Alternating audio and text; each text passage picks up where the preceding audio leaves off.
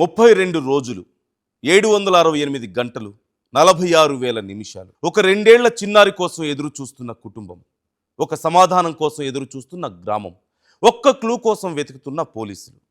కానీ జ్ఞానేశ్వరి ఎక్కడుందో మాత్రం ఇంకా ఎవ్వరికీ తెలియదు. కాకినాడ జిల్లా తుని మండలం సిహెచ్ అగ్రహారం నుంచి అదృశ్యమైన చిన్నారి కేసు జనరల్ మిస్సింగ్ కేసు కాదు, రాష్ట్ర వ్యాప్తంగా చర్చనీయాంశంగా మారిన మిస్టరీ మిస్సింగ్ స్టోరీ. ఇంతకీ పాప ఎక్కడుంది? ఉంటే ప్రాణాలతో ఉందా? చిన్నపిల్లలను కిడ్నాప్ చేసే స్మగ్లింగ్ ముఠాలు పాపని బీహార్ తీసుకెళ్లాయా? రాత్రి ట్రైన్ ఎక్కితే తెల్లారేసరికి రాష్ట్రాలు దాటే ట్రైన్లో వెళ్ళి పాపని ఎవరికైనా అమ్మేశారా? లేదంటే స్మగ్లింగ్ ముఠాలు పాపని ఒడిశా దాటించేశాయా? పాప తల్లిదండ్రులు రాష్ట్రాలు దాటి వెతుకుతున్నారు. జ్ఞానేశ్వరి కనిపించడం లేదంటూ పోస్టర్లు అతికిస్తున్నారు. అయితే ఈ కేసులో ఇప్పుడు ఎక్కువగా వినిపిస్తున్న రెండు పేర్లు బీహార్, ఒడిశా. అసలు ఈ రెండు రాష్ట్రాల పేర్లు ఎందుకు వినిపిస్తున్నాయి? నిజంగానే జ్ఞానేశ్వర్ని స్మగ్లింగ్ ముఠాలు రాష్ట్రం దాటించేశాయా? లేక ఇవన్నీ కేవలం అనుమానాలు మాత్రమేనా? చిన్నారి అదృశ్యమైన రోజు నుంచి పోలీసులు ప్రతి కోణంలో దర్యాప్తు చేస్తున్నారు. అగ్రహారంలోని ప్రతి వీధి, చుట్టుపక్కల గ్రామాలు, బస్టాండ్లు, రైల్వే స్టేషన్లు, సీసీటీవీ కెమెరాలు అన్నింటినీ జల్లెడ పడుతున్నారు. చివరికి అలసిపోయారు. ఎందుకంటే ఎంత చేసినా, ఎంత తిరిగినా, ఎన్ని కోణాల్లో దర్యాప్తు చేస్తున్నా ఇప్పటి వరకు జ్ఞానేశ్వరి జాడ దొరకలేదు. ఇక్కడే అందరికీ చాలా డౌట్స్ వస్తున్నాయి. ఒకవేళ పాప గ్రామ పరిసరాల్లోనే ఉంటే ఇప్పటికే ఏదో ఒక ఆధారం దొరికే అవకాశం ఉండేది. ఆధారాలు దొరక్కపోవడంతో చిన్నారిని ఎవరైనా దూర ప్రాంతాలకు తరలించి ఉండొచ్చా అనే ప్రశ్నలు కూడా ఇప్పుడు మొదలయ్యాయి. ఇలాంటి కేసుల్లో దర్యాప్తు అధికారులు సాధారణంగా ఒక విషయాన్ని పరిశీలిస్తారు. చిన్నారిని ఎవరైనా ఎత్తుకెళ్ళి ఉంటే ఎక్కడికి తీసుకెళ్ళి ఉండొచ్చు, ఎలా తరలించి ఉండొచ్చు, ఎంత వేగంగా రాష్ట్ర సరిహద్దులు దాటించి ఉండొచ్చు అనే అంశాలపై దృష్టి పెడతారు. అక్కడి నుంచే బీహార్, ఒడిశా పేర్లు చర్చల్లోకి వచ్చినట్లుగా ప్రచారం జరుగుతుంది. అయితే ఇది అధికారికంగా నిర్ధారించబడిన సమాచారం కాదు, కేవలం ప్రజల్లో, సోషల్ మీడియాలో వినిపిస్తున్న అనుమానాల కోణం మాత్రమే. కానీ జ్ఞానేశ్వరి తల్లిదండ్రులు కూడా ఇదే బలంగా చెబుతున్నారు, దీన్నే బలంగా నమ్ముతున్నారు. ఫస్ట్ ఒడిశా యాంగిల్ ఎందుకంటే ఉత్తరాంధ్ర ప్రాంతం నుంచి ఒడిశా బోర్డర్ దాటేందుకు చాలా మార్గాలు ఉన్నాయి. డైలీ వేలాది మంది ప్రయాణిస్తుంటారు. బస్సులు, రైళ్లు, ప్రైవేట్ వెహికల్స్ నిరంతరం రాకపోకలు సాగిస్తూ ఉంటాయి. ఒకవేళ చిన్నారిని ఎవరైనా తీసుకెళ్ళి ఉంటే త్వరగా రాష్ట్రం దాటించే అవకాశం ఉందా అనే కోణాన్ని కూడా పోలీస్ స్టైల్లో ఎంక్వైరీ చేస్తున్నారు. కానీ అఫీషియల్గా ఎలాంటి క్లూస్ దొరకడం లేదు. ఇక రెండో యాంగిల్ ఏంటంటే బీహార్. ఈ పేరు ఎందుకు వినిపిస్తుందంటే సోషల్ మీడియాలో కొందరు చేస్తున్న పోస్టులు, వాట్సాప్ మెసేజ్లు, వివిధ రకాల ఊహాగానాలు ఈ అనుమానాల్ని మరింత పెంచాయి. అయితే ఒక్క విషయం స్పష్టమవుతుంది, జ్ఞానేశ్వరి బీహార్లో కనిపించిందని లేదా అక్కడికి తీసుకెళ్లారని పోలీసులు ఇప్పటి వరకు ఎక్కడా అధికారికంగా ప్రకటించలేదు. ఇలాంటి కేసుల్లో దర్యాప్తు అధికారులు సాధారణంగా ఒక్క విషయాన్ని పరిశీలిస్తారు. చిన్నారిని ఎవరైనా ఎత్తుకెళ్ళి ఉంటే ఎక్కడికి తీసుకెళ్ళి ఉండొచ్చు, ఎలా తరలించి ఉండొచ్చు, ఎంత వేగంగా రాష్ట్ర సరిహద్దులు దాటించి ఉండొచ్చు అనే అంశాలపై దృష్టి పెడతారు. అక్కడి నుంచే బీహార్, ఒడిశా పేర్లు చర్చల్లోకి వచ్చినట్లుగా ప్రచారం జరుగుతుంది. అయితే ఇది అధికారికంగా నిర్ధారించబడిన సమాచారం కాదు, కేవలం ప్రజల్లో, సోషల్ మీడియాలో వినిపిస్తున్న అనుమానాల కోణం మాత్రమే. కానీ జ్ఞానేశ్వరి తల్లిదండ్రులు కూడా ఇదే బలంగా చెబుతున్నారు, దీన్నే బలంగా నమ్ముతున్నారు. ఫస్ట్ ఒడిశా యాంగిల్ ఎందుకంటే ఉత్తరాంధ్ర ప్రాంతం నుంచి ఒడిశా బోర్డర్ దాటేందుకు చాలా మార్గాలు ఉన్నాయి. డైలీ వేలాది మంది ప్రయాణిస్తుంటారు. బస్సులు, రైళ్లు, ప్రైవేట్ వెహికల్స్ నిరంతరం రాకపోకలు సాగిస్తూ ఉంటాయి. ఒకవేళ చిన్నారిని ఎవరైనా తీసుకెళ్ళి ఉంటే త్వరగా రాష్ట్రం దాటించే అవకాశం ఉందా అనే కోణాన్ని కూడా పోలీస్ స్టైల్లో ఎంక్వైరీ చేస్తున్నారు. కానీ అఫీషియల్గా ఎలాంటి క్లూస్ దొరకడం లేదు. ఇక రెండో యాంగిల్ ఏంటంటే బీహార్.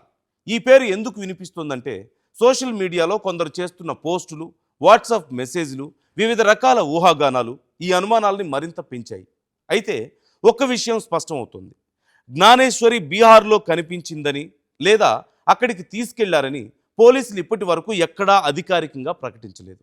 కానీ పాప మిస్ అయ్యి 5వ వారం ఎంటర్ అయినా క్లూ లేకపోవడం కూడా అనేక అనుమానాలకు తావిస్తుంది. జూన్ 2వ తేదీ సాయంత్రం నుంచి కనిపించకుండా పోయిన రెండేళ్ల చిన్నారి గురించి స్పష్టమైన సమాచారం ఎక్కడా లేదు, ఎవరు చూడలేదు, ఎక్కడా గుర్తించలేదు కూడా. ఈ సిచ్యువేషన్ గురించే ప్రతి ఒక్కరూ అడుగుతున్నారు, రకరకాల ప్రశ్నలు వేస్తున్నారు, డిఫరెంట్ ఒపీనియన్స్ చెప్తున్నారు. ఒకవేళ కిడ్నాప్ జరిగి ఉంటే అది ముందే పథకం ప్రకారం జరిగిందా, ఎవరైనా స్థానికుల సహకారం ఉందా లేక పూర్తిగా బయట వ్యక్తుల పనేనా అనే డౌట్స్ కూడా వినిపిస్తున్నాయి. ఈ కేసులో మరొక కీ పాయింట్ టైం. ఎందుకు అంటే ప్రతి గంట గడిచే కొద్దీ దర్యాప్తు మరింత క్లిష్టంగా మారుతుంది. పేరెంట్స్ కూడా క్షణక్షణం నరకం అనుభవిస్తున్నారు. ఇక సిహెచ్ అగ్రహారంలో అయితే ఇప్పటి వరకు ప్రజల్లో ఆందోళన ఇంకా తగ్గలేదు. ప్రతి అపరిచిత వ్యక్తిపై అనుమానం, ప్రతి కొత్త ఇన్ఫర్మేషన్పై ఆసక్తి, ప్రతి పుకారుపై చర్చ, ఇలా నిమిషాలు, గంటలు, రోజులు గడుస్తున్నాయి. బట్ పాప మాత్రం కనిపించడం లేదు.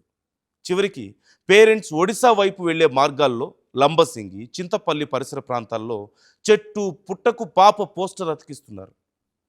ఒక్కసారి మీరే చూడండి అక్కడి పరిస్థితి ఏంటో.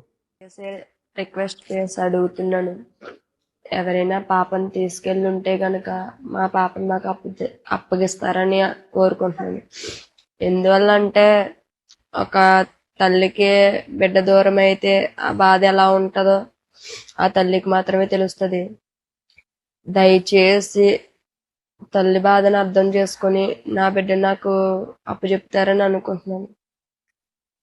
ఒకవేళ మీరు మా బిడ్డని ఇచ్చేస్తే మీ ప్రాణానికి ఏదైనా ప్రమాదం జరుగుతుందని, లేదా డిపార్ట్మెంట్ కానీ లేదా మా ఫ్యామిలీ మెంబర్స్ కానీ ఏమన్నా అంటారని భయపడొద్దు. ఏ ప్రాబ్లం రాకుండా చూసుకునే బాధ్యత మాది. దయచేసి మీ ఇంట్లో అక్కనో చెల్లెనో ఒక అమ్మలాగానో భావించి నా బిడ్డని నాకు ఇచ్చి తల్లి బాధను అర్థం చేసుకుంటారని మరీ మరీ కోరుకుంటున్నాను. ఇంతకన్నా ఎలా చెప్పాలో, ఇంకా ఎలా రిక్వెస్ట్ చేయాలో నాకైతే తెలియదు. దయచేసి మరీ మరీ అడుగుతున్నాను, ఈ వీడియో మీరు చూస్తే కనుక, ఎవరైనా తీసుకెళ్ళినోళ్ళే కనుక ఈ వీడియో చూస్తే నా మీద జాలి దయ చూపించి నా బిడ్డని నాకు అప్పగిస్తారని, మా చుట్టుపక్కల ఎక్కడైనా వదిలేస్తారని, లేదంటే డైరెక్ట్గా నాకు అప్పగిచ్చేసిన మీ వరకు ఎలాంటి ప్రాబ్లం రాకుండా చూసుకునే బాధ్యత మాది. చూశారు కదా, ఆ తల్లి ఎలా కన్నీరు పెడుతుందో, తన బిడ్డను దయచేసి తిరిగి ఇవ్వండి అంటూ చేతులు జోడించి ఎలా వేడుకుంటుందో. అది చూసిన తర్వాతైనా ఆ పాపను నిజంగా ఎవరైనా ఎత్తుకెళ్ళుంటే వాళ్ళ గుండె కరగకుండా ఉంటుందా? ఇక అసలు విషయంలోకి వద్దాం. అసలు జ్ఞానేశ్వరి బీహార్లో ఉందా, ఒడిశాలో ఉందా, లేక ఎవరికీ తెలియని మరొక ప్రాంతంలో ఉందా? ఈ ప్రశ్నలకు ఇప్పటి వరకు సమాధానం లేదు.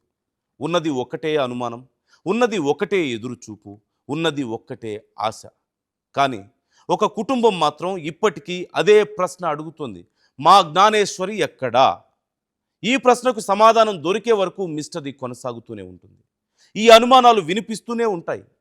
అసలు పాప ప్రాణాలతో ఉందా లేదా అనేది తెలిసే వరకు, క్లూ దొరికే వరకు ఈ ఎదురుచూపులు, ఈ రూమర్లు, ఈ ప్రశ్నలు, ఈ చర్చలు ఆగే ప్రసక్తి కనిపించడం లేదు.